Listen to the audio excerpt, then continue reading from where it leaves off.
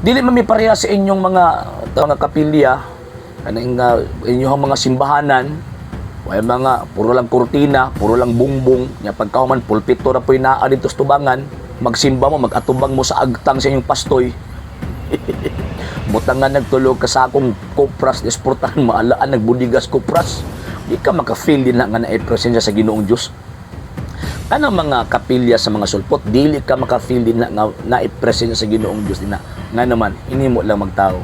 Gawas nga hinimo og tao, wadi gyud ka makakita nga naay mga timaan, mga simbolo nga nagapunting sa Ginoong Dios. Unlike sa simbahan Katoliko, nakay makita nga mga timaan, especially ang imahen sa iyang anak nga nahimong tao, imahen sa iyang gipili.